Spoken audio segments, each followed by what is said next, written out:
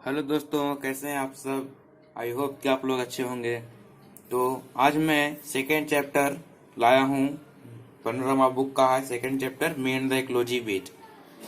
तो आपका हमारे चैनल में बहुत बहुत स्वागत है।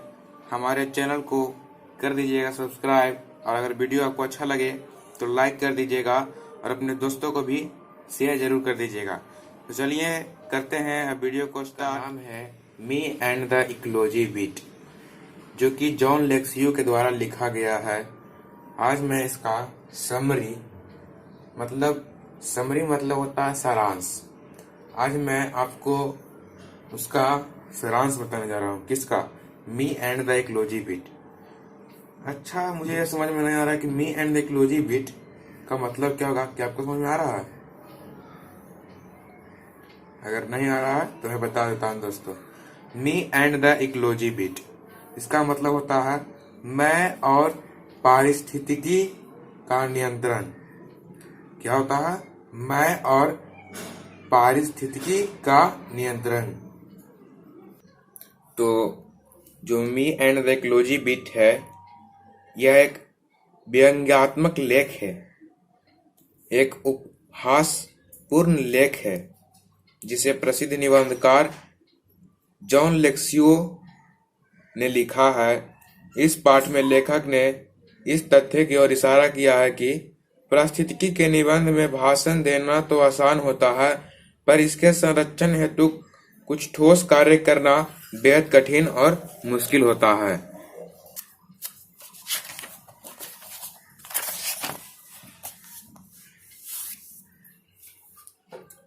इस पाठ का वर्णनकर्ता एक स्कूल जाने वाला बालक जिम है।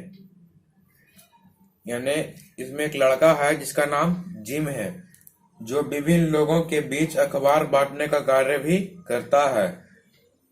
उसके पिता जब बालक थे तो वह भी यही कार्य किया करते थे, यानी पेपर बांटने का।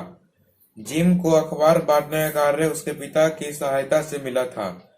यानी जिम को उनके पिताजी ने पेपर बांटने के लिए ट्रेंड किया था इस कार्य को करने।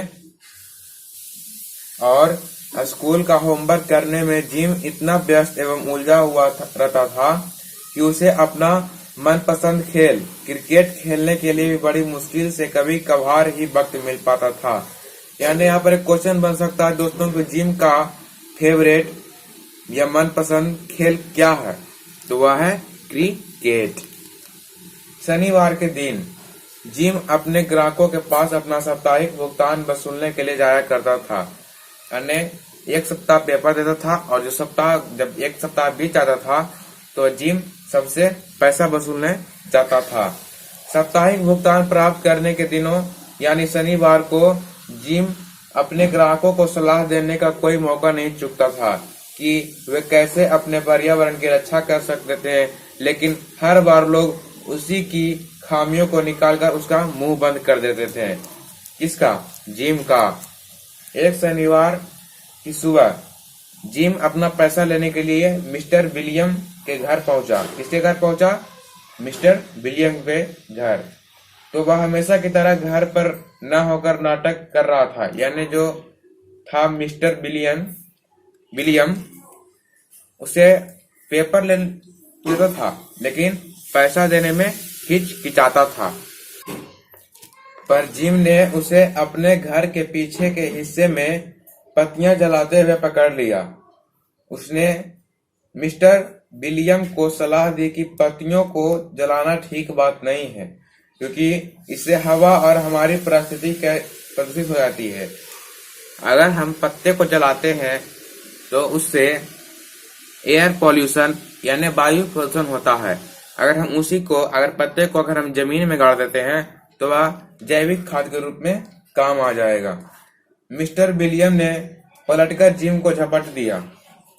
उसने जिम से कहा कि वह खाद बनाने के लिए जो कूड़े का ढेर कंपोस्ट पाइल अपने अहाते में जमा करता है उसे मिट्टियों से ढक कर रखा करे, क्योंकि वह पूरे गली में बदबू फैलाने का काम करता है।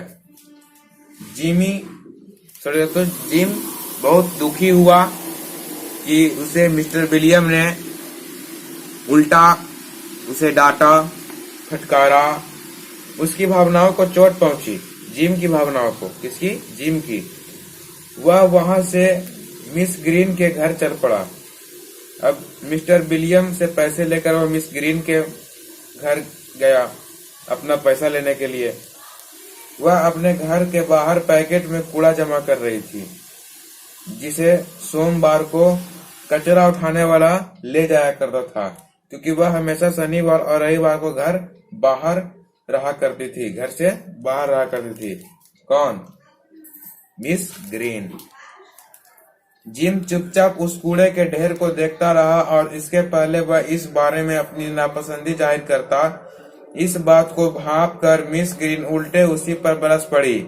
उसने जिम से कहा कि अपने अपने च्यूइंग गम, जिसे हम च्यूइंग गम कहते हैं, इसका छिलका अपने लॉन में यूं ही फेंक दिया है। जिम ने उसे उठाया और कूड़े के पैकेट में डाल दिया। किसको डाल दिया? च्यूइंग गम को। साथ ही मिस ग्रीन ने जिम से कहा वह अपने कुत्ते को पट्टे से बांध कर रखे, जो छूटा खुला घूमता है और अपने पंजों से उसके लॉन में मिट्टियां खोदकर गंदगी फैला देता है। यहाँ तक कि उसके कूड़े के पैकेट को भी उसने एक दिन फाड़ कर गंदगी फैला दिया था। जिम स्वयं गलत साबित हो गया था, अतः वह खामोश रहा। तभी उसने मिस ग्रीन को कूड़े के ढेर के पास रद्दी अखबारों को रखते हुए देखा। उसने मिस ग्रीन को सलाह दी। किसने?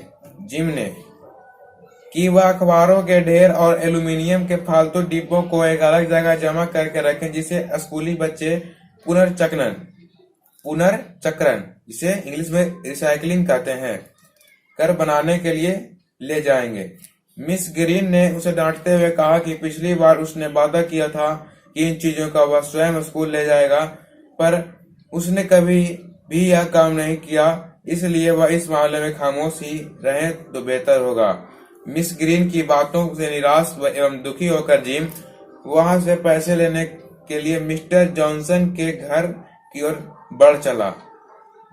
मिस्टर जॉनसन अपनी कार से निकट स्थित डाकघर को जा रहे थे, यानी मिस्टर जॉनसन अपनी गाड़ी से डाकघर जा रहे थे।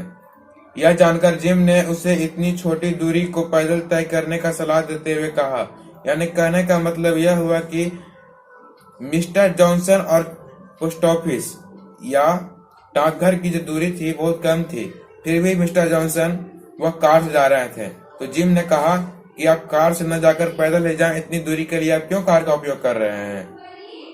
इससे गैस की बचेगी और परिस्थिति कम प्रदूषित होगी। अब तो गाड़ी अधिकतर गैस, सीएनजी गैस से चलने लगी है, जिससे कुछ कम प्रदूषण होने लगा। जिम ने आगे कहा कि उसने अपने स्कूल में पेड़ों और पारिस्थितिकी के बारे में भी सबक सीखा है।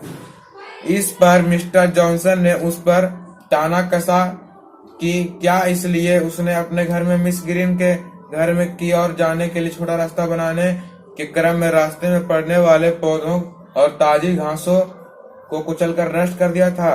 उसने जिम पर यह भी आरोप लगाया कि वह स्वयं सारी गर्मी अपने अहाते में मोटर बाइक और सारी सर्दियों में स्नोमोबाइल गाड़ी चलाकर वातावरण को प्रदूषित करता रहता है। जिम कोई जवाब न दे पाया। इस बहस में उसे जॉनसन से पैसे भी नहीं मिले थे। अब जिम ने फैसला किया कि आगे पैसे लेने के क्रम में वह अपने किसी ग्राहक की परिस्थिति की चर्चा नहीं करेगी। जब वह अपने घर पहुंचा तो उसने अपनी मां को विद्युत मिक्सर चलाते देखा। मिक्सर नहीं, सॉरी दोस्तों, मिक्सर। उससे रहा नहीं गया। अपनी मां को उसने पुराने अंडा फेंटने वाली मशीन का हाथ से इस्तेमाल कर बिजली बचाने की सलाह दे दी। जिम की मां सर्द आवाज में नाराजगी से उससे पूछा कि कौन सारा दिन और सारी रात टीवी देखता रहता है, क्या उसमें बिजली खर्च नहीं होती?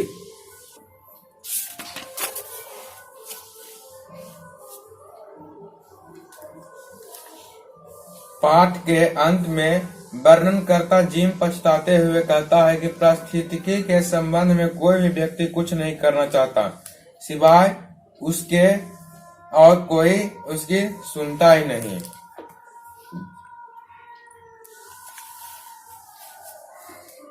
इस प्रकार प्रस्तुत पाठ के माध्यम से लेखक कहना चाहता है कि लोग पारिस्थितिकी अथवा पर्यावरण की रक्षा करने, उसे सुरक्षित रखने के बारे में बातें तो ढेर सारी करते हैं, पर शायद ही कोई व्यक्ति इसमें दिशा का सकारात्मक पहल कर पाता है। जैसे कि दोस्तों सभी कहते हैं कि ये करो, पेड़ को लगाओ, बट उसको खुद लगाते हैं क्या? नहीं लगाते हैं, उससे बड़ी बड़ी ही बातें ही करते हैं। तो इस तरह आपका जो चैप्टर है me and the ecology bit, यह आपका समाप्त हो गया है। मैंने फर्स्ट चैप्टर का भी वीडियो बना दिया है द पेस फॉर लिविंग का। अगर आप लोगों का द पेस फॉर लिविंग और मी एंड द इकोलॉजी बिट का आंसर का भी वीडियो चाहिए तो आप कमेंट में हमें हाँ या नहीं लिख कर भेजिएगा, या फिर यह लिख कर भेजिएगा कि हाँ सर हमें फर्स्ट और सेकंड चैप्टर का आंसर चाहिए। तो अब मिलते हैं नेक्स्ट वीडियो में नए चैप्टर के साथ।